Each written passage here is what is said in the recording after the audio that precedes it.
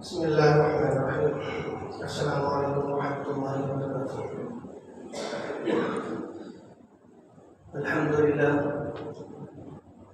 لله نحمده ونستعينه ونستغفره ونؤمن به ونتوكل عليه ونعوذ بالله من شرور أنفسنا ومن سيئات أعمالنا.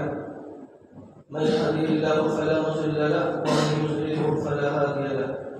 ونشهد أن لا إله إلا الله وحده لا شريك له ونشهد أن سيدنا ومولانا محمدا عبده ورسوله. أعوذ بالله من الشيطان الرجيم. بسم الله الرحمن الرحيم. فاذكروني أذكركم واشكروا لي ولا تكفرون. صدق الله العظيم. گرامی قدر معزز سامعین، سب سے پہلے اس پاک پروردگار تعریف، توصیف، بڑائی، کبریائی جس نے ہم سبوں کو یہاں پر بیٹھنے کی توفیق دی.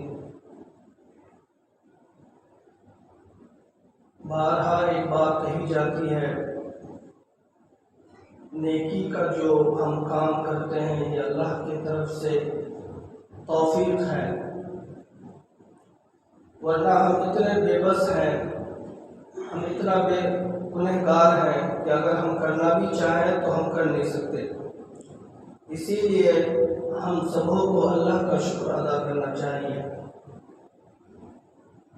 جمعے کے دن بھی اگر ہم وقت نہ نکال سکے اللہ کے رضا کی خاطر آدھا گھنٹہ، 1 گھنٹہ، یہ کوئی اچھی بات نہیں ہے. تو اس وجہ سے ہم سب کوشش کریں کہ ہم سب وقت پر آ جائیں. معزز سامعین، میں آپ حضرات کے سامنے قرآن کی ایک آیت پڑھی ہے. اس آیت کے تحت انشاءاللہ گفتگو ہوگی اور سب کوشش کریں کہ اللہ تعالیٰ ہم سبوں کو اس آیت پر جمع دے. اور اس آیت کے اندر اللہ تعالیٰ اپنے بندوں سے کس قدر محبت کا اظہار کر رہے ہیں آپ کو گفتگو سے معلوم ہو جائے گا. اسی لیے میرے بھائیو، اللہ کے نبی صلی اللہ علیہ وسلم فرماتے ہیں کہ جب تم جنت کے باغوں سے گزرو تو خوب چلو. آپ نے یہ حدیث سنی ہوگی، جنت کے باغوں سے گزرو تو خوب چلو. کیا مطلب؟ صحابہ نے عرض کیا ہے اللہ کے رسول، ہمیں کچھ سمجھ میں نہیں آیا، یہ جنت کے باغ کیا چیز ہے؟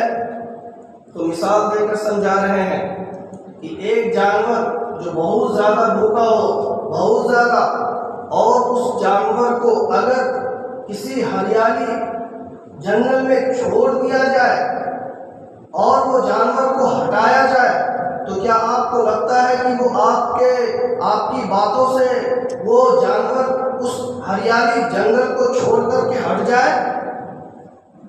یا اس کو آپ ماریں گے پھر بھی وہ جانور اس گھاس سے ہٹے گا نہیں. کیونکہ ایک تو وہ جانور، اور پھر دوسری بات اس کے اندر بھوک کی شدت، ڈنڈے پڑ رہے ہیں اس کے اوپر پھر بھی نہیں سن رہا ہے کسی کا. اس قدر انہماک کے ساتھ، اس قدر ذہن کو ایک طرف رکھ کر کے وہ اپنے پیٹ بھرنے میں اس قدر انہماک ہے. اسی لیے میرے بھائیو، آقا علیہ السلام فرما رہے ہیں جب تم ذکر کے حلقے میں بیٹھو، جب تم اللہ کے نام لینے کے لیے بیٹھو تو اس قدر اللہ کی محبت میں ڈوب جاؤ، اللہ کی محبت میں مشغول ہو جاؤ، انہماک میں پڑ جاؤ کہ اگر دنیا کی یہ خوبصورت چیز تمہیں بہکانا چاہے تو نہ بہکو. اگر یہ دنیا کی کوئی بھی چیز تجھے اپنے طرف مائل کرنا چاہے تو تجھے مائل نہ کر سکے. اللہ کی محبت کیسی ہونی چاہیے؟ اللہ کی محبت کیسی ہونی چاہیے؟ میرے بھائیو، یہ اللہ کی محبت آقا انعامدار صلی اللہ تعالی علیہ وسلم نے کر کے دکھا دی ہے، صحابہ نے کر کے دکھا دی ہے، وقت کے اللہ والوں نے اللہ کی محبت کو سامنے رکھ کر کے دکھا دی ہے کہ حقیقت میں اللہ کا ذکر، اللہ کا نام، اللہ کی بڑائی کیا چیز ہے.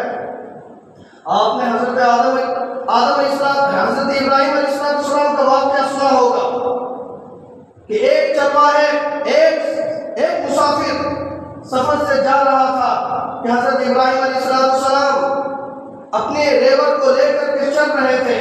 واقعہ بہت مشہور ہے۔ اللہ کی محبت، ایک ہی اللہ کے نام کی چاشنی اللہ والے ہی کہہ سکتے ہیں۔ میرے بھائیو، اس مسافر نے کیا کہا؟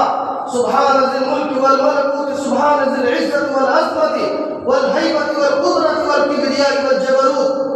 میرے بھائیو، جو عموماً تراویح میں پڑھی جاتی ہے، جب حضرت ابراہیم علیہ السلام اللہ کی تعریف، اللہ کی بڑائی سنے تو جھوم گئے اور کہنے لگے، اے مسافر، اے اللہ کے نیک بندے، ایک مرتبہ دوہرا اس کو، یا میرے محبوب کی تو نے تعریف بڑے ہی خوبصورت انداز میں کی ہے، ایک بار پھر دوہرا۔ بھائیو، حضرت ابراہیم علیہ السلام کہنے لگے کہ میں ایک بار اپنے من سے کہا تھا، اگر تم چاہتے ہو کہ پھر ایک مرتبہ کہوں تو اس کے بدلے میں تمہیں کچھ دینا پڑے گا۔ تو حضرت ابراہیم علیہ السلام تو اللہ کے سچے عاشق تھے، اللہ کے نام میں لٹانے والے حقیقت میں تھے، تو کہنے لگے کہ کوئی بات نہیں، میں تجھے دے دوں گا، یہ آدھی بکریاں تمہاری۔ پھر کہنے لگے ٹھیک ہے، کہتا ہوں۔ کہنے کے بعد پھر کہا سبحان ذی الملک والملکوت۔ پھر حضرت آدم علیہ السلام، ابراہیم علیہ السلام جھوم اٹھے کہ میرے محبوب کے نام کے اندر کیا چاشنی ہے، میرے محبوب کا نام کے اندر کیا حلاوت ہے۔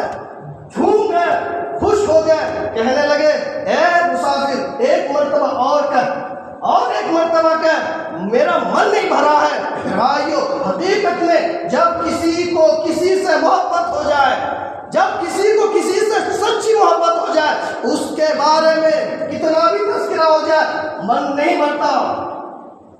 کسی کو اگر کسی کے بچوں کے بارے میں تعریف کرے تو سوچتا ہے کہ میرے بچے کے بارے میں تعریف کرتے ہی جائے، میری بیوی کے بارے میں تعریف کرتے ہی جائے، میرے بچہ، اور اسی طرح جو ہمارے اپنے ہیں ان کے بارے میں تعریف کرتے ہی جائے، تھکتے نہیں ہیں۔ بھائیو، یہ دنیا کے لوگ اگر ان کے سامنے 10 مرتبہ تمہارے بچوں کی تعریف کرو گے تو ایک مرتبہ ضرور اس محبت کے اندر کچھ نہ کچھ کمی آ سکتی ہے۔ مگر حضرت ابراہیم علیہ السلام جو کہ حقیقت میں اللہ کے رسول تھے اور حقیقت میں سچے عاشق رسول تھے، اللہ کی نام سن کر جھوم اٹھے، کہنے لگے اے مسافر، ایک مرتبہ اور میرے محبوب کا نام لے، ایک مرتبہ اور میرے محبوب کا نام لے۔ پھر کہنے لگے کہ میں فری میں نہیں کہوں گا، اس کے بدلے اور بھی کچھ لوں گا، کیا تم دینے کے لیے رضامند ہو؟ کہنے لگے ٹھیک ہے، یہ آدھی جو بکریاں ہیں اس کو بھی میں دے دیتا ہوں۔ بھائیو، اس آدھی بکری کو بھی دے دیے، پھر بھی حضرت ابراہیم علیہ السلام کا من نہیں بھرا۔ دیکھیے، اس میں کہنا، اس کے اندر کہنے کی جو اصل بات ہے، اللہ کا ذکر ہے، اللہ کا نام کی چاشنی ہے، اللہ کے نام کی حلاوت ہے، اللہ کے نام کی محبت ہے۔ میرے بھائیو، پھر کہنے لگے ایک مرتبہ آ کے، پھر وہ مسافر کہنے لگے کہ تمہارے پاس تو اب کچھ ہے ہی نہیں، کیا دو گے تم؟ کیا دو گے؟ تمہارے پاس تو کچھ بھی نہیں۔ میرے بھائیو، حضرت ابراہیم علیہ السلام اس بکری کو چرانے کے لیے اس کے لیے تیار ہو گئے۔ کس قدر محبت تھی، اللہ کے نام سن کر کس قدر مچل اٹھے حضرت ابراہیم علیہ السلام۔ اسی لیے میرے بھائیو، اللہ کی محبت، اللہ کا ذکر کیا چیز ہے، یہ ہم جیسوں کو سمجھ میں نہیں آئے گا۔ ہم جیسے گنہگاروں کو حقیقت میں کچھ سمجھ میں نہیں آئے گا۔ یہ تو اللہ تعالیٰ خود فرماتے ہیں، الا بذکر اللہ تطمئن القلوب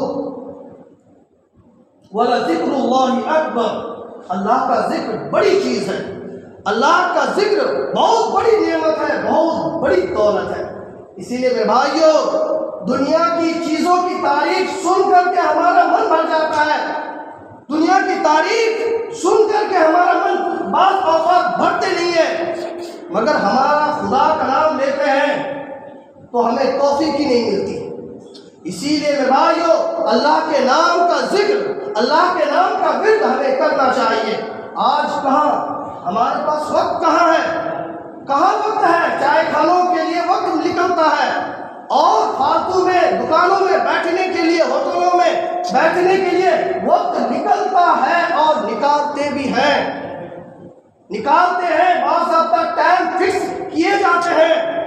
فلاں وقت میں ہمیں دکان میں اڈا بازی کرنا ہے، فلاں وقت میں ہمیں فلاں ہوٹل میں جا کر کے گپاسٹنگ کرنا ہے، کرتے ہیں میرے بھائیو، چاہے کسی کو برا لگے مگر یہ حقیقت بات ہے، یہ وقت ہمیں خدا نے اپنے رضا کے لیے دیے ہیں، یہ وقت ہمیں ضائع کرنے کے لیے نہیں دیے ہیں۔ کل قیامت کے دن جنت والے جنت میں چلے جائیں گے، جہنم والے جہنم میں چلے جائیں گے۔ جنت والوں کو بھی حسرت ہوگی، افسوس ہوگا، کس بات سے؟ کس بات سے؟ کیوں؟ یاد رکھیے، جنت کے درجات مختلف ہیں، جنت کے درجات ایک جیسا نہیں ہے۔ آپ کہیں گے کہ کوئی انسان دن میں 1000 مرتبہ کلمہ توحید کا ورد کرے اور ایک انسان پورے دن میں 100 مرتبہ کلمہ طیبہ کا ورد کرے، کیا وہ 1000 کا مقابلہ کر لے گا؟ کبھی نہیں کر سکتا۔ یہ آپ کے پاس غیر انصاف کا ترازو چلتا ہے، آپ یہاں پر انصاف کو بالائے طاق رکھتے ہیں، مگر خدا کے پاس انصاف اس قدر ہوگا، جو تم کہو گے وہی تمہارے اعمال میں لکھے جائیں گے، جو تم نہیں کہو گے وہ تمہارے اعمال میں نہیں لکھے جائیں گے۔ میرے بھائیو، سمجھنے کی کوشش کریں، اسی لیے وہاں پر جنت کے درجات مختلف ہوں گے۔ جب نیچے کے جو جنتی ہوں گے وہ اوپر بالا خانوں کے جو جنتی لوگوں کو دیکھیں گے، افسوس کریں گے، حسرت کریں گے، اے کاش ہم بھی کچھ اللہ کا ذکر کر لیا ہوتا، اے کاش ہم بھی کچھ قرآن کی تلاوت کر لیا ہوتا، اے کاش ہم بھی کچھ اللہ کے رضا کے خاطر کچھ نفلیں پڑھ لیا ہوتا تو ہمارا بھی مقام اس کے جیسا ہوتا۔ مگر وہاں پر جتنا کریں گے اتنا ہی ملے گا، جتنا نہیں کریں گے اتنا نہیں ملے گا۔ اسی لیے یہ سمجھ لیجئے کہ آج کے دن میں جتنا ہم عمل کیے ہیں اس اعتبار سے جنت کے اندر ہمارے مکانات بن رہے ہیں۔ اسی لیے ہمارے استاد محترم کہتے تھے کہ جنت بالکل چٹیل میدان ہے، جنت بالکل خالی ہے، تم اپنے اعمال کو کر کے جنت کو سجایا کرو، تم اپنے اعمال کو اللہ کا نام لے لے کر کے سجایا کرو۔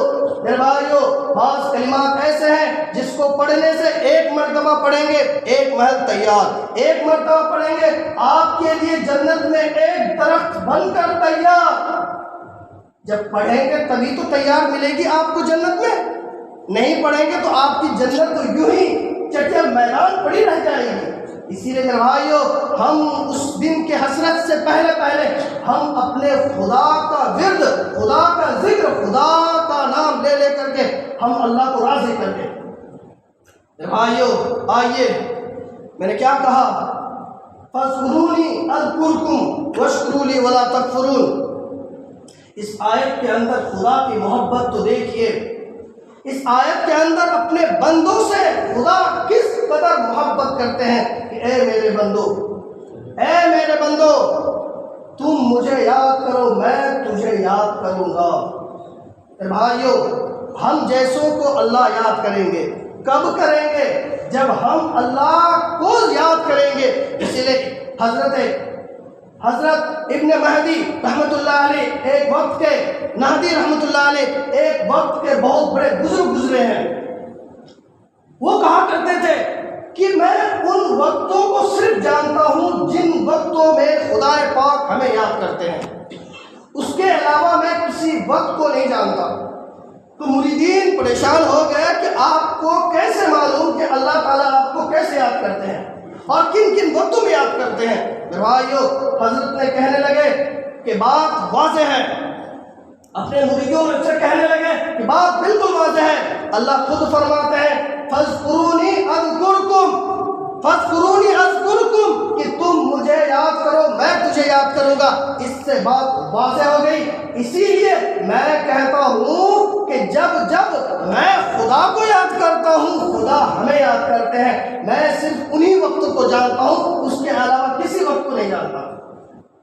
بھائیو اللہ کے قریب ہم جتنا جائیں گے، اللہ کے قریب ہم جتنا جائیں گے، اللہ تعالیٰ ہمارے قریب اتنا ہی آئیں گے۔ حضرت ابو ہریرہ رضی اللہ تعالیٰ عنہ فرماتے ہیں کہ اللہ تعالیٰ سے بندہ جس طرح اعتقاد رکھتا ہے، جس طرح امید رکھتا ہے، اللہ تعالیٰ اس کے ساتھ اسی طرح انصاف کرتے ہیں، اسی طرح اعتقاد رکھتے ہیں۔ اور آگے فرماتے ہیں، حضرت ابو ہریرہ رضی اللہ تعالیٰ عنہ کی روایت ہے، حضرت انس رضی اللہ تعالیٰ عنہ اس کی روایت میں کہتے ہیں کہ میں نے اس حدیث کو 2 انگلی کے برابر میں سنی ہے، یعنی کہ آقا نامدار صلی اللہ علیہ وسلم کے بہت ہی زیادہ قریب ہو کر کے۔ وہ حدیث کیا ہے کہ جب بندہ خدا کو یاد کرتا ہے، خدا کو اگر جی میں یاد کرتا ہے، من میں یاد کرتا ہے، صرف دل میں یاد کرتا ہے، تو اللہ تعالیٰ بھی اسے جی میں یاد کرتے ہیں۔ جب بندہ اللہ تعالیٰ کو مجلس میں یاد کرتے ہیں، اگر ہم مجلس میں یاد کرتے ہیں تو اللہ تعالیٰ فرماتے ہیں کہ میں بھی تجھے مجلس میں یاد کیا کرتا ہوں۔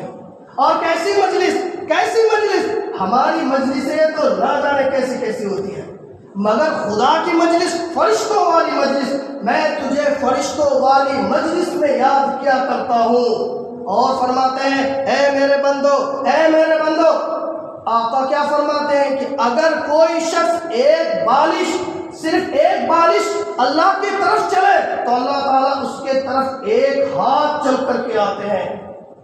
اور پھر کہتے ہیں کہ کوئی شخص اگر ایک ہاتھ چل کر کے آئے، میرے طرف ایک ہاتھ چل کر کے آئے، میں اس کے طرف 1 گز چل کر کے جاتا ہوں۔ کوئی بندہ میرے طرف چل کر کے آئے، پیدل چل کر کے آئے، میں اس کی طرف دوڑ کر کے جاتا ہوں۔ میرے بھائیو، اس حدیث سے اور قرآن کی اس آیت سے حقیقت میں یہ بات سمجھ میں آتی ہے کہ اللہ تعالیٰ اپنے بندوں سے کس قدر محبت کرتے ہیں، کس قدر بے پناہ محبت کرتے ہیں۔ ہم ذرا سا بڑھتے ہیں، اللہ تعالیٰ پورا ہی بڑھ کے آتے ہیں۔ وہ خدا کو آج ہم چھوڑ دیے، اس خدا کے بارے میں ہمارے پاس وقت نہیں۔ اس خدا کے لیے اگر ہم تھوڑا وقت نکالنا چاہیں تو وقت نہیں نکلتا۔ اسی لیے آئیے میرے بھائیو، ایک خوبصورت حدیث آپ کے سامنے بتاتا چلوں، سب کے سب ذہن کے اندر نوٹ کر لیجئے۔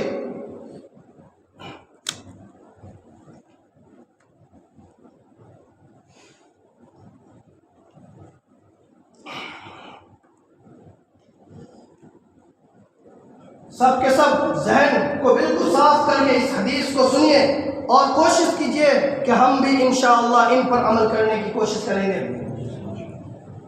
حضرت ابن مسعود رضی اللہ تعالیٰ عنہ کی حدیث ہے، مروی ہے، وہ فرماتے ہیں کہ آقا نامدار صلی اللہ تعالیٰ علیہ وسلم فرماتے ہیں، کیا فرماتے ہیں کہ جس شخص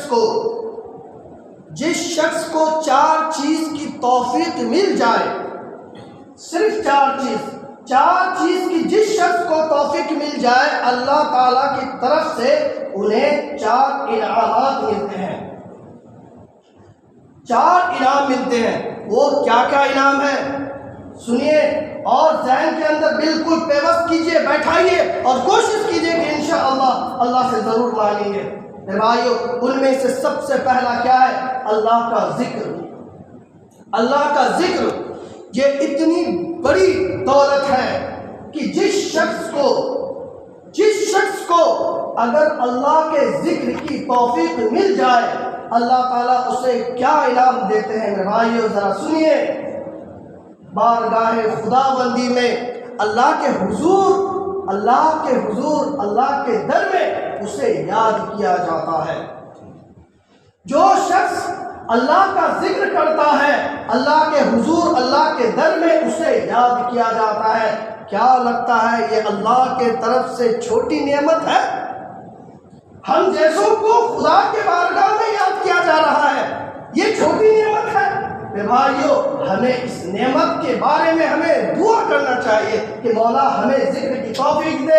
اگر ہم دنیا میں تیرا ذکر کروں گا، اگر تجھے یاد کروں گا، تو امید ہے کہ تو مجھے آسمان میں یاد کرے گا۔ جب تو مجھے یاد کرے گا تو دنیا کی کوئی لال نہیں ہے، دنیا کی کوئی شخص نہیں ہے جو اس بندے کے اوپر اوپر مسلط ہو جائے، جسے آسمان میں یاد کیا جا رہا ہو، جسے بارگاہ خداوندی میں یاد کیا جا رہا ہو، کیا دنیا والے اس کو ٹارچر کرنے کے لیے مسلط ہو سکتا ہے؟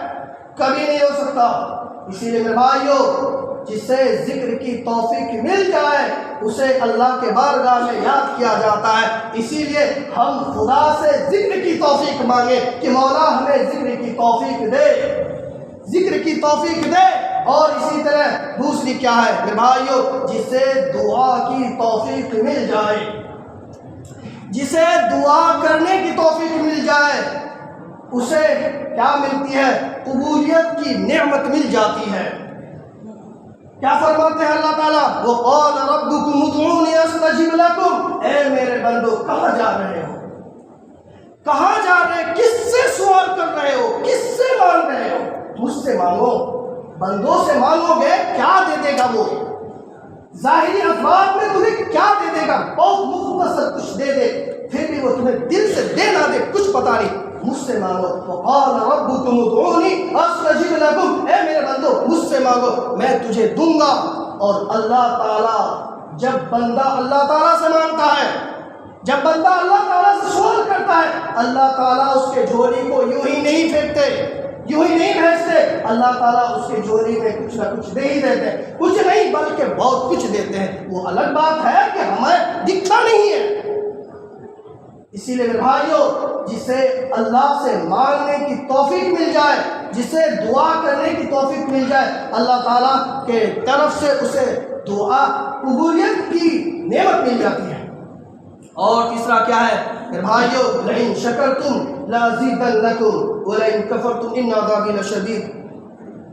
کہ جس شخص کو اللہ کی طرف سے شکر ادا کرنے کی توفیق مل جائے، شکر ادا کرنے کی توفیق مل جائے، اللہ تعالیٰ اس کی نعمتوں میں، ان کے مال و دولت میں اللہ تعالیٰ برکت کر دیتے ہیں۔